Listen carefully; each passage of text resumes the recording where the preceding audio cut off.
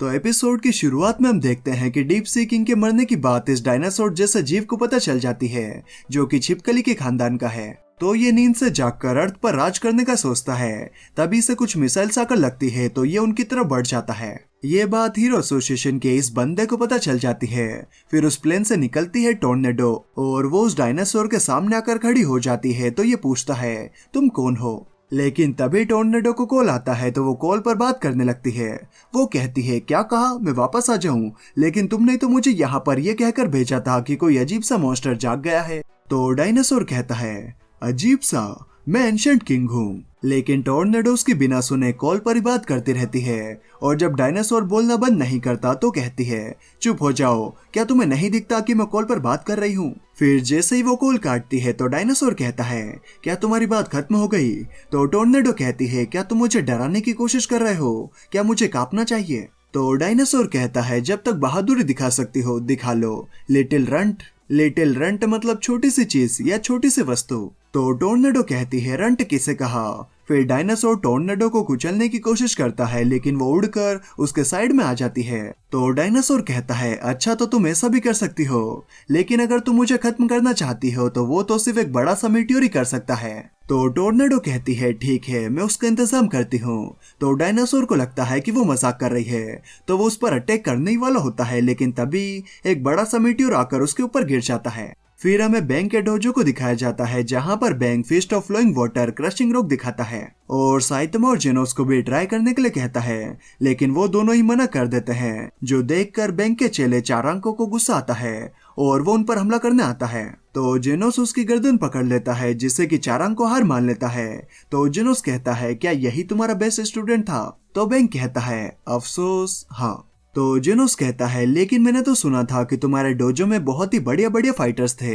तो बैंक बताता है कि उसका एक बेस्ट स्टूडेंट था जिसका नाम गारो था। उसने एक दिन पागल होकर सभी बेस्ट स्टूडेंट्स को बहुत ही बुरी तरीके से पीट दिया, जिसके बाद बैंक ने उसके अच्छे से पिटाई लगाकर उसे डोजो के बाहर फेंक दिया। तभी हीरो एसोसिएशन से मरते पड़ते ये बंदा आकर जेनोस और बैंक को कहता है कि सभी एस क्लास हीरोज को जल्दी से हीरो एसोसिएशन के एचक्यू में बुलाया गया है। तो जेनोस साइतमा से कहता है शायद वहां पर आपकी जरूरत भी पड़ सकती है मास्टर, क्या आप भी चलोगे।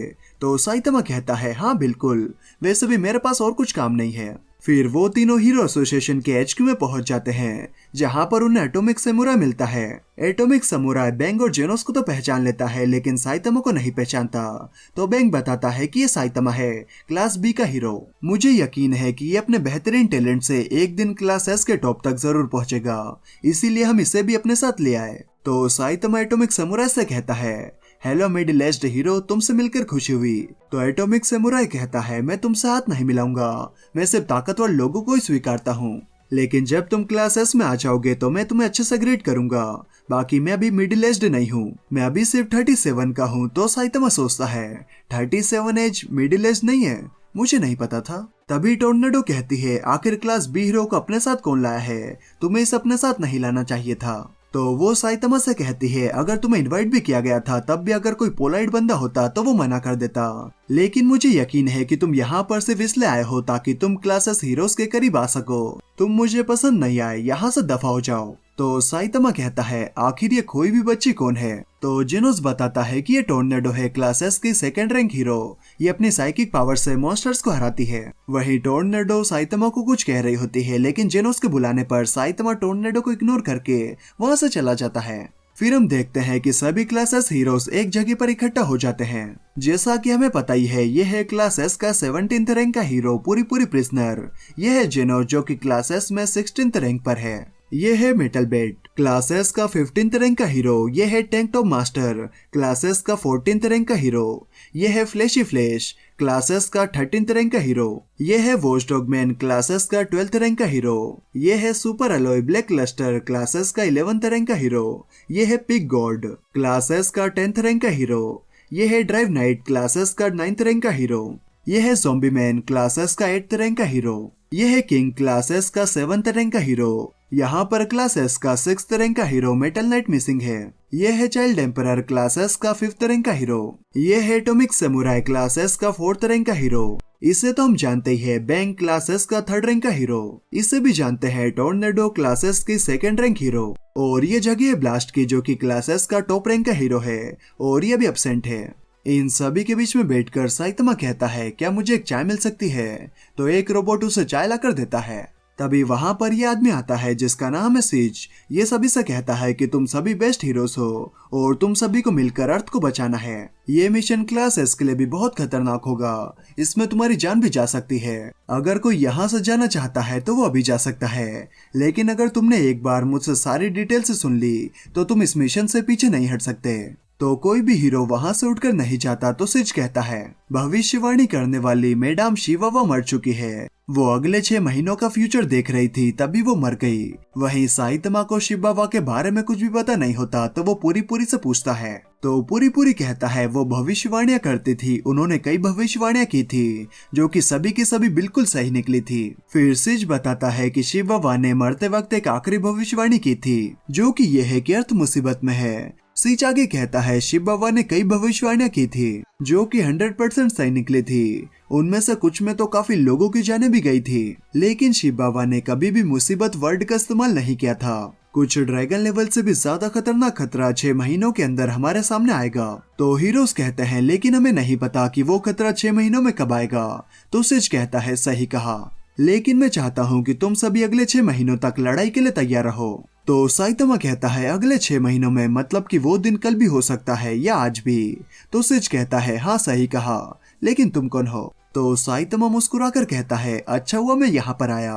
तभी उन सभी को भारी झटके महसूस होते हैं, क्योंकि HQ पर किसी ने हमला किया होता है। तभी हम इन पंछी जैसे मॉन्स्टर्स को देखते हैं। ये लाल वाला मॉन्स्टर इन सभी का स्काई किंग है और ये भी हीरोज को हराकर जमीन पर कब्जा करना चाहता है। फिर ये सभी HQ पर अटैक करने के लिए आगे बढ़ते हैं, लेकिन तभी ये सभी कटकर मर जाते हैं, जिन्हें कि इस मॉन्स्टर ने मारा है, जो कि शिप की रक्षा कर रहा है। फिर ये शिप एक जगह पर एक बड़ा सा धमाका करती है। वहीं हीरो एसोसिएशन में किसी को भी समझ में नहीं आता कि बाहर क्या हो रहा है। दूसरी तरफ हम देखते हैं कि एक आदमी अपने बच्चे को मलबे से बाहर निकालता है। शिप ने जो धमाका किया था उसकी वजह से ये बच्चा फंस गया था। तभी उन दोनों को मारने के लिए ये मॉन्स्टर वहां पर आता है। वो उन दोनों को मार ही रहा होता है कि तभी वहां पर ये बंदा आकर उन दोनों को बचाकर उन्हें वहां से भागने के लिए कहता है। तभी मॉन्स्टर इस पर हमला कर देता है, जिससे कि ये बच जाता है, लेकिन इसके हेलमेट की ये हालत हो जाती है। एक्चुअली ये बंदा एटॉमिक समुराई का स्टूडेंट है। फिर ये मॉन्स्टर पर अटैक करता है। फिर हमें HQ का सीन दिखाया जाता है, जहां पर सिज देखता है कि 99.8% तबाही हो चुकी है। CTA पूरी तरीके से तबाह हो चुकी है। HQ की बिल्डिंग सिर्फ इसीलिए बची होती है क्योंकि मेटल नाइट ने इस बिल्डिंग को नॉर्मल बिल्डिंग से ज्यादा मजबूत बनाया था। तो चाइल्ड एम्परर कहता है, हमें बाहर जाकर देखना चाहिए कि क्या सच में भविष्यवाणी सच हो रही है। तभी जेनो साइतमा को कुछ कहने वाला होता है, लेकिन वो देखता है कि साइतमा तो पहले ही वहां से जा चुका है। साइतमा HQ की बिल्डिंग के ऊपर आकर शिप को देखकर कहता है, ये तो बहुत बड़ी है, क्या ये एलियंस है? फिर साइतमा शिप की तरफ कूदता है तो साइतमा की तरफ एक बड़ी सी गोली आती है। तो साइतमा उससे बच जाता है, लेकिन उसे समझ में आ जाता है कि इसी चीज से सिटी का ये हाल हुआ है। तभी साइतमा की तरफ और भी गोली आती है, तो साइतमा उनसे बचते हुए एक गोली को फिर से शिप की तरफ फेंक देता है। दूसरी तरफ हम देखते हैं कि ये बंदा इस मॉन्स्टर को कई बार काट देता है, लेकिन ये फिर से ठीक हो जाता है। तो ये सोचता है, क्या ये मर भी सकता है? तभी मॉन्स्टर उस पर अटैक करता है, जिससे कि वो बच जाता है, लेकिन उसका हाथ नहीं बचता। तो वो समझ जाता है कि वो इस मॉन्स्टर को नहीं हरा सकता, जिसके बाद वो मॉन्स्टर 5 मॉन्स्टर्स में बदल जाता है। ये सभी अलग अलग होकर सभी लोगों को मारने का सोचते हैं। तभी एटॉमिक सैमुराई वहां पर आकर उन सभी को काट देता है और लायरन से पूछता है, क्या तुम ठीक हो? तुम्हारा उल्टा हाथ। तभी लायरन बीच में कहता है, तलवार का इस मॉन्स्टर पर कोई भी असर नहीं होता, मुझे छोड़िए, आप यहाँ से भागिए। तभी मॉन्स्टर फिर से ठीक हो जाता है। तो एटॉमिक समुराई उससे फिर से काटकर लायरन से कहता है, अभी तुम्हारी तलवारबाजी के दिन खत्म नहीं हुए हैं, अपने खून को रोको। तभी वो मॉन्स्टर फिर से ठीक हो जाता है और उससे एटॉमिक समुराई को पता चल जाता है कि ये मॉन्स्टर दूसरे प्लेनेट से है और इस शिप में उसके और भी साथी है। फिर वहां पर मेटल बेट और बैंक भी आ जाते हैं। तभी पूरी प्रिजनर सीकिंग की कही भी बातों को याद करता है कि हर एक बार दुश्मन को मारने की इरादे से करना चाहिए और एंजल ट्रांसफॉर्मेशन करके मॉन्स्टर पर डार्क एंजल रश अटैक कर देता है। दूसरी तरफ ये आदमी CTA और आसपास के सभी सिटीज को खाली करने का ऑर्डर देता है। साथ ही CTA में जो भी लोग जिंदा बचे हैं उन्हें भी ढूंढकर बचाने के लिए कहता है और बताता है कि ये थ्रेट लेवल ड्रैगन या फिर गॉड भी हो सकता है। दूसरी तरफ चाइल्ड एम्परर कहता है असली प्रॉब्लम ये शिप है, लेकिन हम इसके ऊपर तक कैसे पहुंचे? अगर कोई भी एयरक्राफ्ट इसके पास गया तो वो पल भर में ही तबाह हो जाएगा।